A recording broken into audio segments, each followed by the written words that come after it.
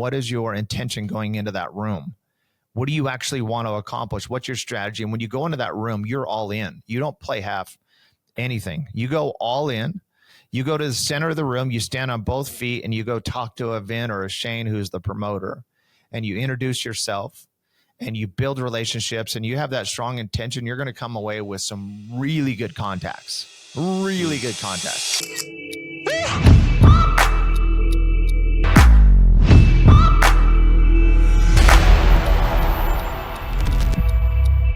All right, everybody. Welcome back to another episode of the 1% Podcast. I'm your host, Vin, and I'm Shane.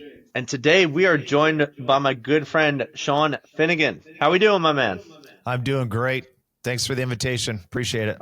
Of course. Dude, you are one of the most interesting people I know. I met you at a David Meltzer event, and I remember when I saw you, that was actually the exact thought I had. You had these bright colored shoes on, jeans, this really cool blazer, a backwards hat, and you just pulled up in a Lambo. And I was like, this guy is interesting. I have a combo with him.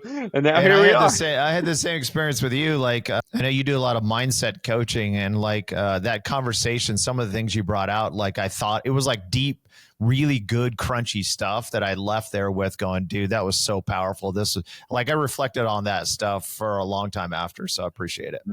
Thanks, man. I love that. So guys, I want you to meet Shawn. He's a business, in my mind, he's a business guru. He's done a lot of interesting stuff. He's invested in businesses. He's built businesses. He's gotten in on the ground floor. He's lost money. He's done it all. He's a full-blown entrepreneur. And today we're just going to let him share your story. So Shawn, tell the people what you're excited about, what you're building, what you're working on, and what you want to share. Honored to be here. So we're in the Tax Hive facility right now. So we have a business called Tax Hive. We started the business about 5 years ago with the Shark Tank guy, Kevin O'Leary. We're good friends with him. I met him like 9-10 years ago when he was running for Prime Minister of Canada. I remember my very first pitch to him 9 or 10 years ago was he lives in Toronto, and the agent set up a time. I had 30 minutes to go pitch him on getting on live stages and doing entrepreneur kind of training. And I remember flying up there. It was like 10 below zero. I was staying at a Marriott, and I go walking towards him, and my brain is frozen solid. So I'm like, this is not good. So I went to a bank, and I was like, what do these guys get? I mean, if you're a shark on Shark Tank, your life is filled with getting pitched, not on just on the show, but no matter where these people go, they get pitched on the hourly basis. Like one time I went to Harvard with Kevin. He presents at Harvard. He donates his time there, and his laptop kind of blew up. So we went to the mall. So between the parking lot and the mall, he got pitched, I swear, 30 times. And it sounded like, hey, Kevin, I got this. I'm literally, when they see a shark, they just pitch. So I was like in that bank, and I was like, I just can't, I don't want to be like everyone else that just pitches them. And I was thinking about this quote from Stephen R. Covey, which is first seek to understand and then to be understood. And so I wanted to figure out what was going on in his ecosystem and seeing how we can provide value to him as opposed to you come over to my ecosystem. So I sat down with him, and I was like, hey, Kevin, I've followed all your stuff. I've seen the brand. Tell me about what you're planning on doing in the future. And then I had 30-minute segment. His answer was like 45 minutes, and he started unpacking every single thing you want to do. The bigger the brand, the bigger the vision, right? And he started unpacking all this stuff. He's running for prime minister. He had a new book coming out. He was doing everything he was doing, and I'm presenting live stages where I can sell books. I'm up in Canada doing events. I can help them raise funds. All those start things, and then once you understand that, then you can say, hey, this is how we can help in your vision for what you're doing in the future. And then you start presenting those things. And the answer was a yes. So that was 9 years ago. And we did many events. So I went to many, like maybe 100 hotels with him, went through the kitchens into the backstage to get him up on stage, and built a relationship with Kevin. So that's kind of how I first met the shark, Kevin. I love that, man. It's such an interesting thing. You know, there's a lot of conversations I have where people are telling me, might be struggling getting money or acquiring more income. And it's funny because the thing that I've come to learn is exactly what you said. When you're chasing money, you're just in the pursuit of something, but it's always moving faster than you because money's chasing something else. Money's chasing value. And people don't understand the more valuable you become, or the more valuable or difficult of the problem that you could solve, the more money you Yeah. always stand to make. So I love that you have a value-based mindset. Mm-hmm. Where would you say you really developed that? I know you said you had a great quote in mind, but did you have a mentor or somebody that was guiding you on that, or like did you just pick that up naturally? Yeah, I've had multiple. I'm a huge believer in mentorships. Mentoring is so important. At one point, we used to keep our elderly in our homes and learn from their wisdom, and now they go to homes separately. And so we're really needing the wisdom Mm. of mentors more than ever in our lives, right? To get a fresh perspective, I had this one mentor early on that was the most high-powered, excited person on the planet Earth. We're talking about passion. Anytime you send him, he's like, "Hey, what's going on?" Like, just like, and then I would meet with someone after him, and they're like, "You're kind of boring," you know. It's like learning. But no matter what he did, is he always tried to provide value to other people, and there is a law of reciprocity where if you lead with value, and you're like, as you're meeting with someone, like, "Hey, who can I introduce Vin and Shane to?" "Oh, I got this person and this person and this person." You start giving out your value to them, automatically they start saying, "Well, how can I reciprocate that?" And you build these relationships where you can scale together. It's exactly how Vin and I met. I feel like that's really the main principles of networking as an entrepreneur is what can I do for you? Is Mm-hmm. when your needs are focused on the other person, at that point, the relationship is just going to blossom, which I also met Vin at a David Meltzer dinner. And now, a year and a half later, here we are. You're going to say a witty Yeah. comment? Actually, I think that was the same David Meltzer dinner, Oh, were you Was it? there? and you guys didn't meet. Yeah, Indianapolis. Yeah. Indianapolis. Yeah. yeah, Yeah. it was at the Yeah. Beacon. Yep. Yeah. Yeah. Yeah. That's right. I definitely didn't meet. David is an incredible networker. So I went to the Right. Super Bowl with David, and he had this Airbnb, and it was like going to the Super Bowl of networking too. He had people lined up every 30 minutes to come to this Airbnb to meet with him, and I spent like 4 hours with him. And every time they'd come in, they'd meet David, and then I'd go up and meet him as well. It was like, this is insanely cool. I met so many great contacts, and we did so much business from that 4 hours, right? He's a professional networker, and There this he is what he is. does day in and day out. I think he is in Egypt right now. I think he's going to Egypt, or at least he will be on Monday. But Sounds about right. yeah, both of us huge fans of David. He was actually on our show a couple weeks back. But I want to Yeah. get back to you here and to the Tax Hive. Can you Yep. tell me essentially what is the Tax Hive and what can you actually help do? Yeah. So we had Kevin on live events, and then COVID kicks in. No live events are happening. Like social distancing happens. Like that business is completely destroyed. So we're like, hey, how do we go solve problems for business owners? And that's if you're becoming an entrepreneur, you're looking at, hey, if I solve a lot of people's problems, I can make a lot of money. And so we looked at it from that perspective, and we said, the small business owners, they don't look at taxes. The last thing they want to do, the way they operate is they're like, I'm going to do taxes coming up in tax season, and I have to meet with my accountant, and it's a grind, and it sucks, and I give them my expenses, and that's how they look at taxes. And we're like, there's got to be a better way. So we built this business called Tax Hive, and we wanted to present it to Kevin. So it was actually our second pitch to Kevin. Texted him. He's like, hey, come on down to Arizona. So he was in Arizona. So we went to the Westin there. And if you watch the show, he's like all about the numbers. So if you don't know the numbers, you're dead to me kind of thing. So we memorized numbers. We weren't going to get called out on the carpet on this pitch, right? And a lot was riding on this pitch because we knew that if we put his face on our marketing with his videos, we would get a multiple in response and everything else, right? So there's a lot of pressure, and you stand up, you launch in the pitch, and he's like, he does one of these, like maybe 3 minutes in. When we say, hey, this is the problem we want to solve, this is what we're going to do, he like stops. He's like, does one of those. And I still remember in that moment, like looking around going, well, I guess this is destroyed. And it took us 3 minutes to mess up this pitch. And he said, I'm in. Let's do this. Let's make this happen, because he'd been presenting this to small business owners that they're missing out on a huge opportunity to keep the money in their pocket and then grow your wealth, as opposed to just giving it to an inefficient government, right? Small business owners need to keep every dime. He calls it, cash flow is the equivalent of blood in your body. Once you run out of blood, you die, right? So keep that cash in your business, invest it into your business, and grow your wealth, versus the other way, which is wait until tax season and do it, right? So Tax Hive does three things. Number one, is we do filing. Number two is do bookkeeping. You'd be shocked how bad books are. They're so bad. Like that we pick up so much savings just in the way people do their books, which is their transactions. So much savings, and it's disastrous. It's because none of us are tax professionals, right? So we don't want it. We don't know how it goes, but we just go. There's a book called Who Not How, and we ask ourselves the wrong question, which is how do I do this, and how do I do that, and how do I do that, and how do I do books? I can do books because I'm good at building these widgets. I can do this books, and they're bad at it. And so books. And number three is we do tax planning, which essentially means stacking up deductions, right? So W-2 employee can have up to 10 deductions is all. When you become a business owner, no one sits them down and says, hey, guess what? You can take up to 1,400 deductions. And the whole code is not written for W-2.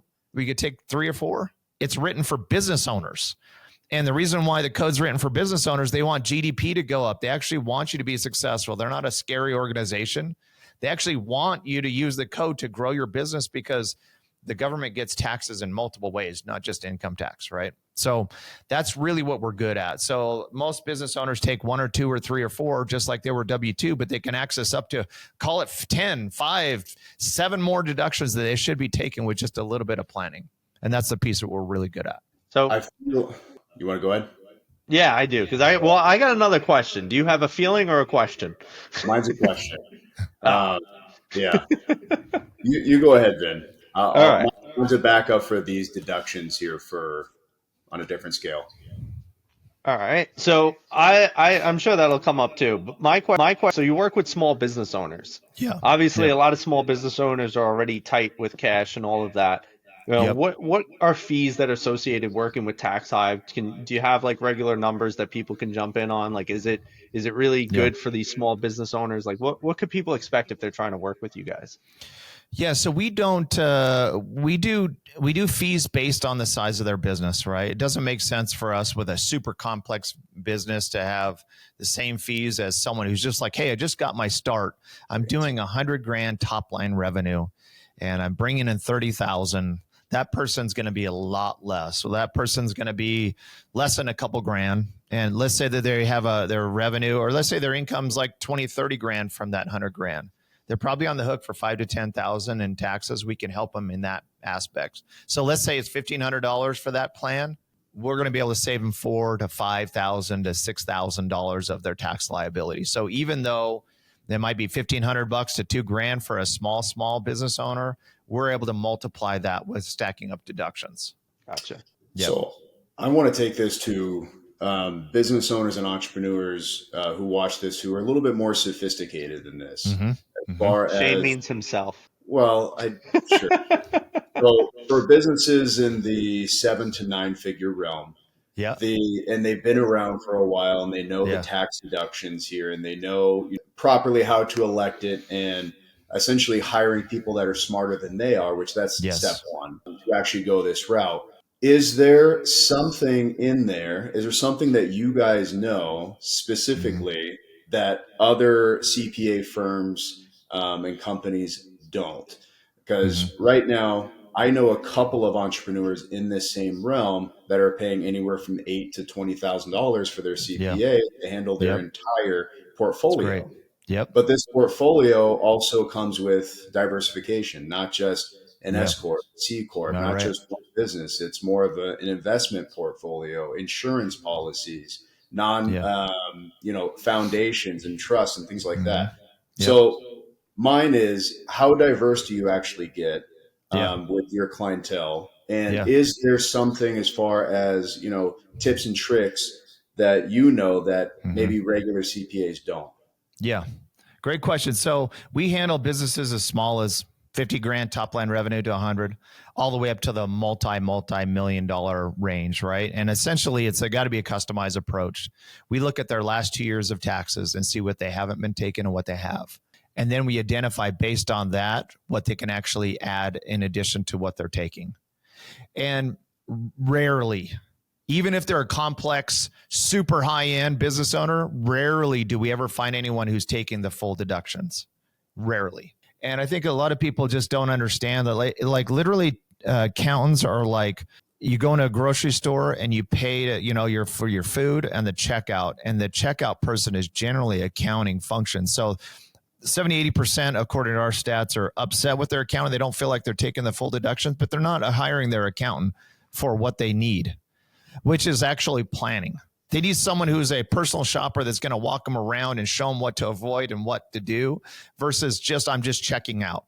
By that time, the buzzer is sounded and the game's over. But I'll give you a couple of quick examples of things that business owners should take. 2025 is right here. They should absolutely do one of these strategies. So at one point in my life, I lived in Augusta, Georgia. I loved golf. I love golf. And, it's like got the sacred tournament there. You got the Augusta National, right? Augusta's a small town. And you have, at one point when I lived there, I actually snuck out on the course. This isn't recommended for anyone watching this. Don't go sneak out on the course in Augusta. I'm surprised I didn't get tased, but I snuck out there just to see the hallowed ground and see literally it's velvet. You don't see one divot in that place. It's insane. And the trees are just, glorious. So I'm standing there, but if you stand in that spot and you look around, there's no shiny buildings. There's no multi-level Hiltons, Marriotts. They refuse to have anything shiny around that. It is pristine. So what happens is that tournament's for 2 weeks a year in the Masters, and 250,000 people descend on a small town every year. And it takes over the town. You can't get into restaurants, grocery stores. Everything is a nightmare. So anyone who lives there, that's called vacation time for them. They want nothing to do with Augusta, Georgia for 2 weeks a year. So what do? They go and get on their bass boats or whatever they want to do, and they go fishing or they go on vacation for 2 weeks a year, and they rent out their place. They don't rent it out for fees like Airbnb fees. They rent it out for more like ballroom fees at the Marriott, that level of fees. So we're talking about 1,000, let's call it 1,000 a day. So $14,000 comes in, or $30,000 comes in a revenue. Well, they did this for years, and they have to pay of the $30,000, $5,000 to $10,000 goes to taxes. They got tired of paying it. They hired a lobbyist. Lobbyists went in front of Congress and got a carve out for them. 14 days a year, these people in Augusta, Georgia could rent out their place tax free now, right? So now it became a federal rule, right? So now it's actually a Rule 280A is the true name. The nickname is the Augusta Rule. But what that means for all of us is, as business owners, you can rent out your house to your business and pay yourself that rent. The rent is on the level of that ballroom rent. So you can go to, there's many resources online to see what the equivalent rate is. But let's say that you can rent out your house. What you do is you do your board meeting. It's got to be a real legitimate reason, but every month, one day a month, you do a board meeting at your house and you pay yourself that rent for that time. Call it $1,000 or whatever the number is. You get to deduct that completely. It's complete write-off at the end of the year. So that's the Augusta Rule. That's one example. I think that's a great example. I personally love keeping my accountant and CPA separate because they should. One is more transactional and the other one should be there for planning.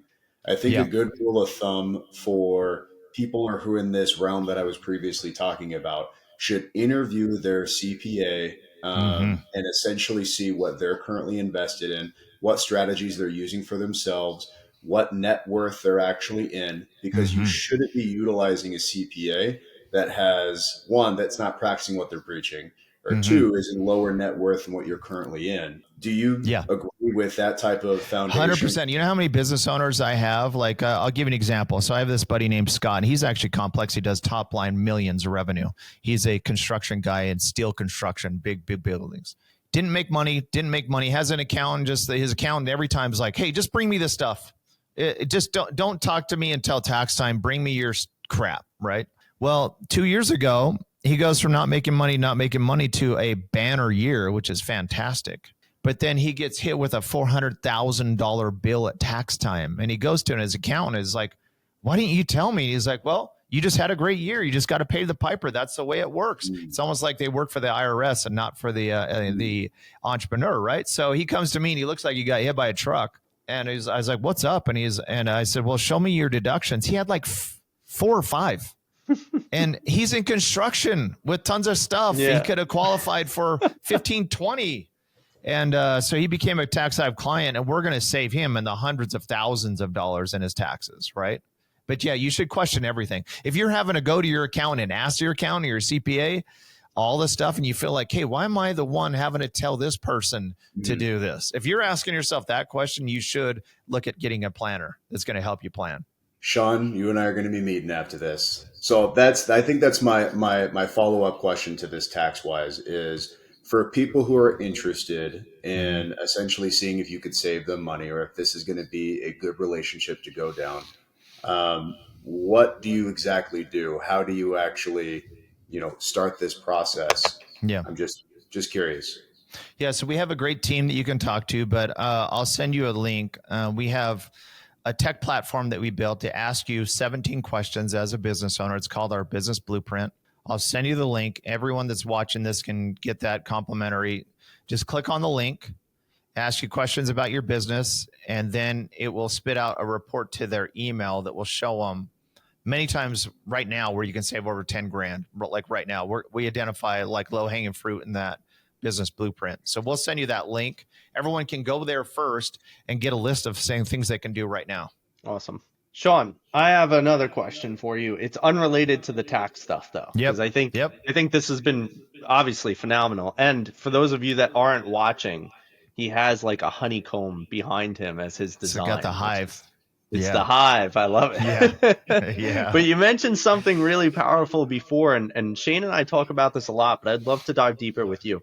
You mentioned the component of connections. So I had a mentor, and he always told me that relationships are rocket ships, and they'll take you everywhere you want to go. That's really good. And I've always held on to that. I believe in that.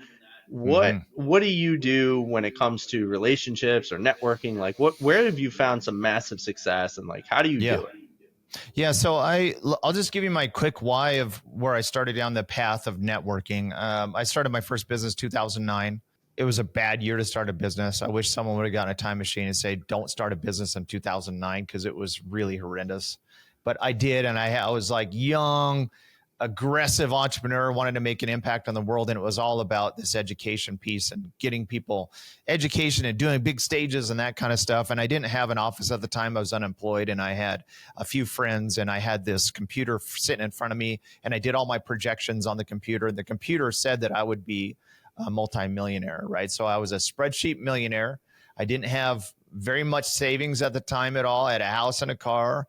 And I'd go to this sandwich place every day to plan my business that I was going to make an impact on the world. And you hear about these entrepreneurs, on the back of napkins, breaking bread, talking about how you're going to go make an impact. And so I had a really good plan, I felt like. And then I wanted to go out and raise funds. So the first time ever in my life, I raised money, which is a tough thing to do. So I met with 70 angel investors, and I was pre-revenue. So my pitch was like, hey, I haven't created a dime yet, but I got this incredible, he's like passion and energy, and we're going to go do this. And hey, give me $250,000. And I know we haven't created anything yet, but, and of the 70, 23 of them said yes. And they gave me 1.5 million.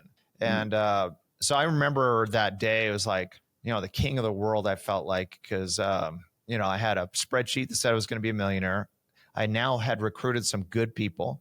And I also had 1.5 in my operating account. So, and I still remember the day that I put that I was a CEO on LinkedIn.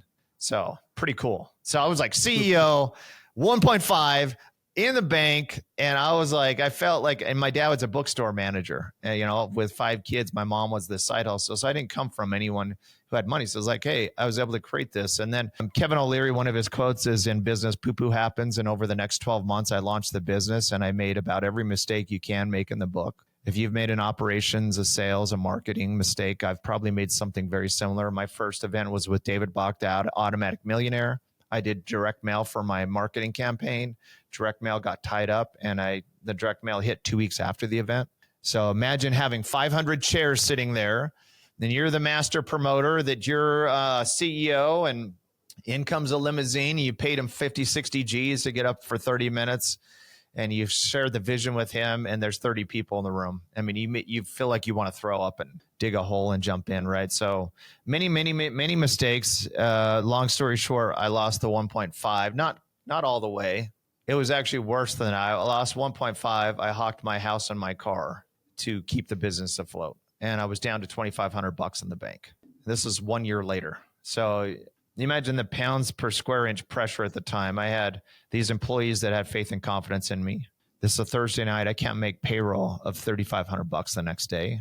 And what about all my friends and family that were proud of me? What about my mom and my dad, CEO? What about the 23 people that gave me hard-earned dollars that they earned? And I've lost it all, right? And it was a bad Thursday. It was a bad many days. And I didn't sleep a wink. I remember just staring up at the ceiling, right? And then the next day, it meant that I had to go tell people, hey, I'm going to pay you less, but we're going to try to make it up, right? And so I go to lunch. No miracles come, no deposits. I go to lunch. I'm at lunch. Have we turned over every rock? And I get a phone call from my controller. It says, hey, Shawn, I was digging through the safe and I found $3,000 in petty cash. What do you want me to do with it? And I said, well, hang on to that money. And I drove to the office. I screeched my tires. I picked up the $3,000 in cash and I went to the bank and I deposited the bank. As we know from college days, cash is king. It clears instantly. Put in the $3,000. I cleared payroll and I was able to cut checks physically for every individual on my team. I drove back to the office and I still remember hand delivering each check to the person, every team member. This is like a contract that I was able to hit. And that afternoon, like there's a difference between problems and pain, right? My problem was a failing business. My pain was like literally a physical, emotional pain. And I was like, dude, I don't want to go through that again. I don't want to do another Thursday night. I got to do something. I got to admit that I've failed on my own. I got to humble myself and I got to say, hey, what can I do to turn this ship around? And that was that Friday. And I started pulling up I was like, how did those empire builders do it? How did Steve Jobs and all these guys started Googling images of these guys? And what I found is rarely was there a photo of just them. It was like a photo with Steve Jobs and Wozniak. And all these ones had a team. And that's the one thing I'd made the biggest mistake on over the last 12 months is not building relationships and allegiances and alliances that I could scale.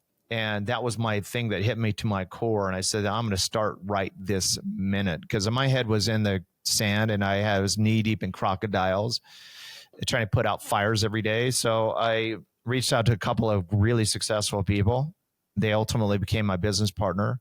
And then we went on this crazy run and I was able to pay it. It took like another year or two to get back, but I was able to pay off all those investors plus interest. And I was like, my pitch was like, at that point, it's like, hey, we were at death's door like a year ago. And I just want to go. I don't want to be beholden to you anymore. So I want to get you out.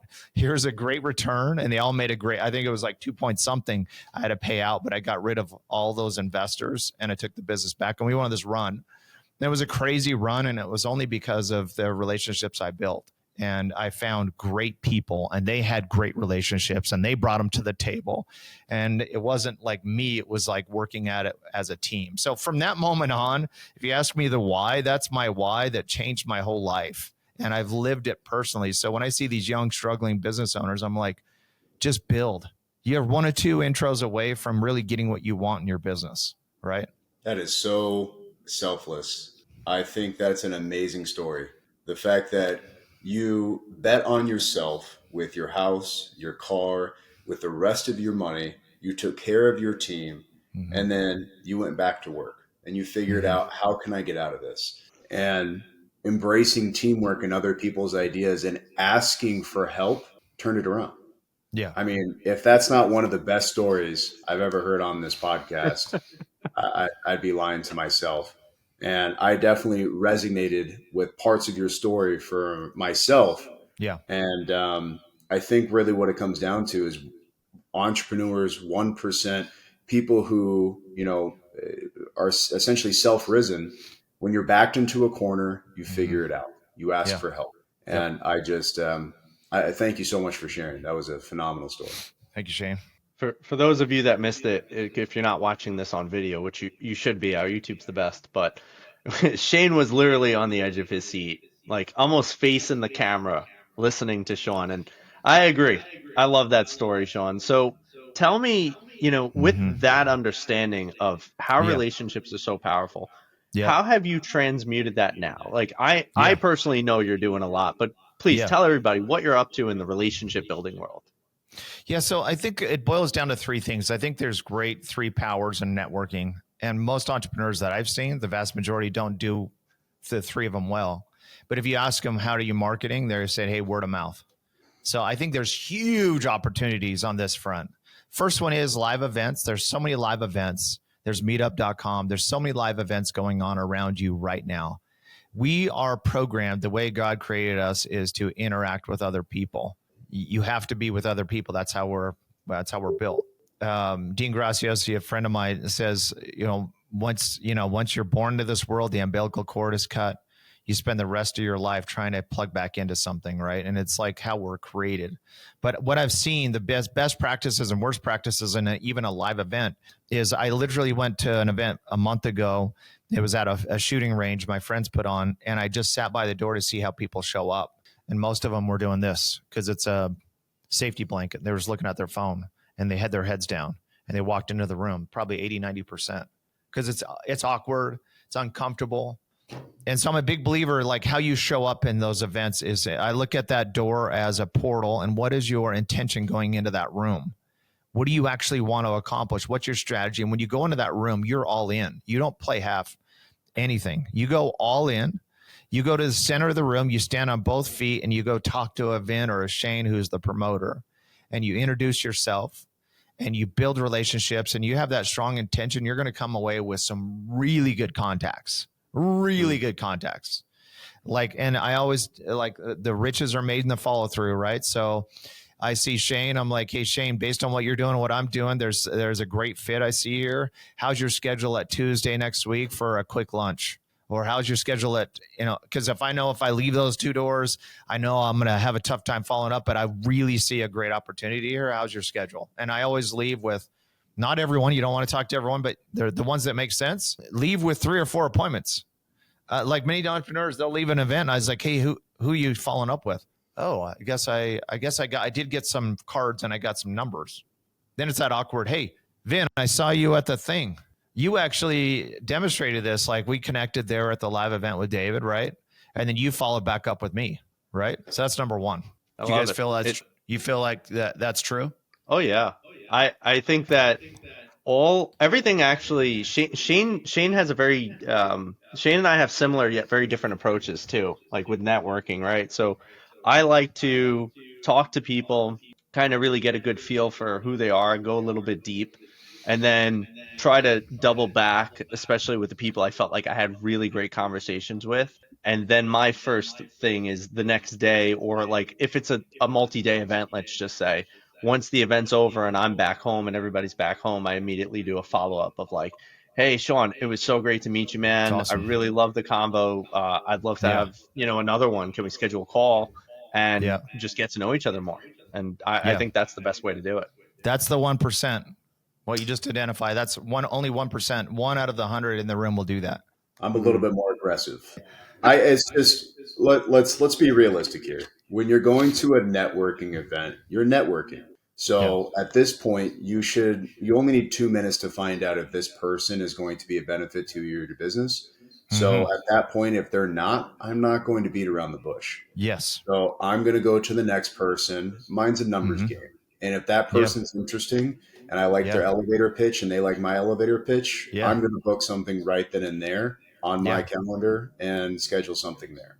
Yeah. But I don't want to waste anybody's time. So that's how some people miss that. So they're like, I need to make as many appointments as possible. And to me, that's the definition of like card pushing and just trying to make a fit where there's not a fit. I think that's the worst thing. Like what you just said is so important. Hey, we're not for everyone. And I'm only looking for a select few, and my time's extremely important. So I'm not going to go fill it up with 30 appointments, just meet with everyone. But like, hey, I want the 3 that can actually drive my business forward and drive their business forward. Right. 100%. So Shawn, what are your other two big takeaways? Yeah. So a lot of people, they say, hey, where do I start? And I always have them pull out their phone, because what I did, my very first thing I did when I wanted to network back in the day, is I did old school spreadsheet, and I pulled up a spreadsheet on my computer and I made a list of all my contacts that, one, who could be a potential customer of mine or who could be a good referring partner of mine. I asked myself 2 questions, and I made a list of 400 people, and I just went at it. Like I just said, 10 texts a day, 10 contacts a day. because everyone's like, where do I start? How do I find it? And it's like, if you probably have 1,000 plus or 3,000 plus or 5,000 people that you've already met in here, just start building those relationships. It's sitting right here. It's a great tool. Just reach out to people. And those 10 appointments a day, 10 texts I just sent, I was able to create some great relationships from that. So I'd say 2 is start with your contacts right here. 100% start there. And then number 3 is really honor and love referrals. You know how many referrals? Every hour I'm getting referrals or I'm sending referrals every hour, every day. They are manna from heaven. To me, it's the best it's the best compliment someone can give you.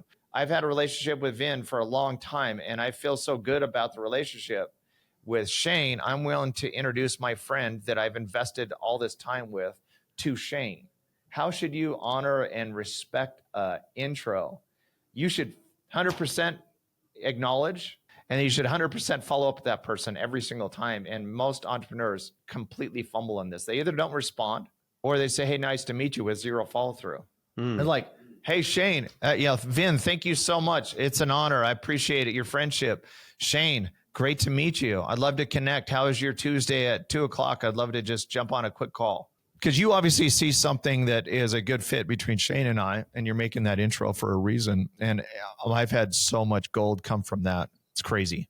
I think that's great advice, and I am not the best person, and I'm going to admit this, and Vin knows this too. I get a lot of these referrals, and I don't spend the time as I should. And I, to be honest, I never got it put so bluntly that way. I feel like it's a slap in the face for the person who's referring me business, but I am out of my business as far as the VA group, and I'm more of an oversight. And everything as far as hands-on that's done in my business is done by the people that are actually working. So I don't know if this is an excuse, but I'd like your opinion on it. Yeah. If you're out of the business and you're getting referrals, is it rude to immediately send them off to the appropriate person, the sales director? And hearing it, it does sound that way. Yeah. So I think that's why I publicly just needed to hear this. All right. Any referrals, I will handle it personally. All right. Done. For the person who's actually given me the referral, out of respect. If you just kind of put yourself on the other side, right, that's doing the referral. And as, let's say you're talking to someone, you're like, oh my gosh, dude, you got to meet Shawn. And you make this intro, and then I immediately recognize, hey, Shane, thanks so much. You're going to keep me on your list because I'm also going to report back to you, hey, I met with Joe, and dude, we had a great conversation. In fact, we're going to be doing some stuff together, and this is the update for you. Now, I'm hoping I'm on a lot of people's short list of intros, but you get off a lot of people's lists if you don't acknowledge, recognize, follow up. That they just stopped referring, because like, why would I refer if I have to go in back door and say, hey, did you see that intro I sent? Right. I said it publicly. I'm handling all referrals. Dude, none of us are. All of us have a ways to go on all this stuff. It's so interesting to me, because I think obviously the nature of what I do is heavily about relationships, right? Like you're not going to get a coaching client if you don't have a relationship, period. And so it baffles my mind, because I'll sit here and I try to, Shawn, just like you, I'm always trying to make intros for everybody. The amount of times I'll create a group text message and one person doesn't answer, or somebody answers and they say some stupid crap like, hey, thanks for the intro. But like nothing else, just, hey, thanks for the intro. I'm like, what? How do you guys even have a business? How do you guys even survive? Like, there's no acknowledgments. There's no nothing. I'll wind up following up with people. And to your point, I'll be like, did you see the message? And I think even if we take it to another perspective that you didn't mention, which I think is something that's a little bit probably more powerful for anybody out there who's listening and doesn't really understand how this stuff comes across. I'm telling you, Shawn's my guy. Like, I love Shawn. He's a friend of mine. Right. He's crushing it. I got to intro you. Shawn doesn't answer. I look like an ass. I look like Shawn doesn't actually know me. He doesn't actually like me. And even if that's not true, the person that's going to see that Shawn never answered, they're going to come to that conclusion. Yeah. And you never know what you get. Like I have a friend who was out disc golfing with this buddy, and he's a contractor and he does electrical contracting. And I said, well, dude, I'm good friends. I do real estate too. I'll introduce you to the builder. And I did a 3-way text. He immediately acknowledged it. And then I set up a time, and I didn't hear about it again. And then I didn't see him for like a couple months. He's like, hey, by the way, thanks for that intro. And I was like, I was trying to remember which intro. And I was like, oh yeah, how'd it go? And he's like, hey, I got a contract. And I was like, you got a contract? Like 2 weeks later, what did that look like? And he said, it's $150,000 contractor job for me, because he followed up on that. So like everyone will say, hey, I'm word of mouth. Well, that is like literally gold sitting there that you can take. Yeah. You know, I want to add one more piece too. I think we've probably discussed this in a previous podcast, but it's so important. I pride myself on being able to answer the questions I need to answer and solving the problems that are within my capacity. But one big value add that I think that you could always have as an entrepreneur is, if you can't solve the problem, having the people that can solve the problems. Because now you're not just, oh, I'm going to go to Vin because Vin's a coach and a therapist and he'll help me with my mental, emotional. I'm going to go to Vin because Vin has a person for every problem I could possibly encounter. And through that, more business always comes too. Like referral bonuses. People want to give you that out of the kindness of their heart, because now you just made them money, or now they do need coaching or whatever it is you offer. And you're top of mind because you've already solved 6 problems for them through people in your network. Like the relationship capital is so invaluable, and people just let that slip all the time. I don't get it. ROR, right? Return on relationships. I mean, affiliates is a great way to scale. I mean, scaling affiliates, such a no-brainer. Right. Promote other people's products. You don't have to do the work. You don't have to create anything new. You don't have to sell it. And you just get overlap and bonuses. Like you build a whole business off of other people's hard work. Yeah. I live that every hour. Huge believer. How did you turn Shane into a believer? That? I think we turned Shane into a total believer here. To be honest, I preach all about relationships, and the people that I want to make relationships with, I do a good job in trying to, I'm sure, retain that relationship as far as business or personal. You guys completely transformed my mindset as far as work referrals are concerned, because you never know the possibilities, but more important, it's about the person who referred you the business. And I think that's really what it comes down to. Amen to that. So I thank you. I personally need it. You've already improved my business model, guy. Awesome. Well, Shawn, we're getting close to the end here, man. We're almost actually at the hour, and I'm having too much fun. So I want to make sure that we're mindful of your time.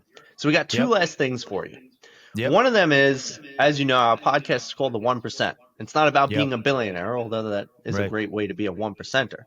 But we believe that the 1% is a way of life. And that way of life is trying to be extraordinary in whatever it is that you're doing and however you're doing it. So, Shawn, to you, what is a 1% life? So the older I've gotten and the longer I've been in business, I've found out that I'm a girl daddy, right? And we all are. Yeah, man. Yeah. Are you? Girl daddies both. all around? That's amazing. I have a son too, but I do have a girl. Okay. Yeah. So I have this, so I have a 27, 25, both married, and then I have a 18-year-old daughter. So I have this perspective that they actually do leave the home, and I have this 18-year-old I'm trying to really love and be with her and be present, unlike I believe I was early on, especially in the grinding years with my younger daughters. And to me, the 1%, like, I've learned so much by just trying to put the stuff away and spending that quality time. That is the most important thing to me by far. Like, I was at the park literally with my daughter and recently, and as we're walking around the park, there's this loud crash bang, and across the street, this lady rammed another car. It was her accident. It was her fault. And she gets out of the car and she goes and sits on the curb and she's just bawling. And we were right there when it all happened, and we were kind of like on the same sidewalk. So we kind of passed by and we were walking a little ways, and I turned to my daughter and I was like, oh, that was horrible.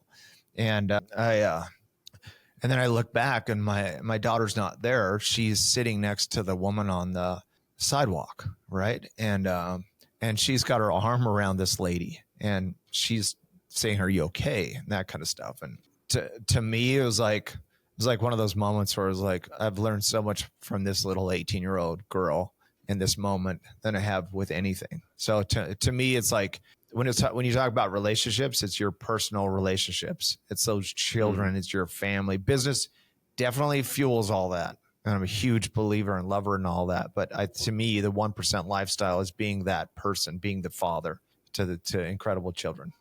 Number one, first and foremost. I love that. I think Shane and I are still doing that every single day. I mean, you have a lot more experience than us. My daughter's too. Shane, how old are your kids now? My daughter turned 1 a week ago, and this awesome, is exactly what Vin and I preach is, time's the most valuable commodity that we have. And this is why we do what we do, is for to spend time with our loved ones and our friends. And this is why we try as hard as we can during, working hours to get to where we can, so we can have the freedom to be with our loved ones. And I think that's, especially in this day's generation, it's really needed.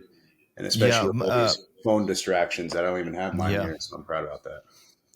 Yeah. So the early on when I was like having my first girl, I was raised with brothers pretty much. I had an older sister, but I didn't know how to raise a daughter. It was scary. And so I met with Brian Tracy, who's a sales coach. And I was like, how do I do this? Because he had girls, and he's like, hey, you got to read. He gave me like 20 books to read, and I read them all. And what I found as a father, that the daughter's confidence comes from the father. And so a lot of what I read in the psychology is you have to build up your daughter. Talk about putting on armor on these girls every day, giving them an emotional compliment, specific or a physical. Like, so I would tell my daughters, oh my gosh, your cheekbones are so well manicured and crafted. And they bring out your eyes as an example, because you're building that armor, because they get into the real world and there's mean girls. There's mean people, and if that's the feedback they're getting, they're going to believe that stuff. So you got to build them up so much, that confidence, that they can go and crush it in the world. Right. That's the most important thing as a father. Love that. Yeah. I love it, man. That one other thing that I read that I've heavily implemented is this great, I forget where it was. It was actually in a psychology book. It was this guy who was really, really well versed in like mindset and tactics and all this. And he was talking about raising his kids. And he said one of the most important questions or things you could ever do is when your kid shows you something, as opposed to just saying, that's amazing, I love it. You ask them, how do you feel about it? Do you love it? Are you proud of it? So that you get them to really trust that internal judgment, so that they're not always seeking that external validation from you, or in the future, their friend circles, or their boss, or their boyfriends, or whoever. So I practice that heavily. It's so important. I'm going to do that. That's really good. I'll implement that one. Let's go. I love it. Yeah. All right. And Shawn, we got one last question for you. Obviously, you're doing a million amazing things. If everyone that's listening to this hasn't already tried looking you up, tell them, how could they find you? How could they get connected in any of the things you're doing? What are the best methods, and where should they follow you? I'm all over social. It's a necessary evil, as you know. But I'm all over social media. So look me up on Instagram, LinkedIn, Facebook. There's not too many Shawn Finnegans out there. Surprisingly. So, yeah, there's actually one other one that just got convicted for some murder or something I've seen online. So that's not him, everybody. Yeah, I'm not that Shawn Finnegan. But look me up. Finnegan Shawn on Instagram is a great one. Love to build my network. As far as the and the Tax Hive is just the taxhive.com. Taxhive.com. We put tons of great content training on there for free for people that you can engage with. Some websites are just like kind of selling only. We put tons of stuff. So you can go read up on anything you want, watch great videos and content, and get training there as well. Love it. Guys, go consume Shawn's free resources, and definitely check him out. Connect with him. You have to. Shawn, thank you so much for joining us here today on the 1% Podcast. We really appreciate it. Stick around for a minute after, please, of course. Sounds good. Thank you, guys. Appreciate it. It's an honor. Awesome.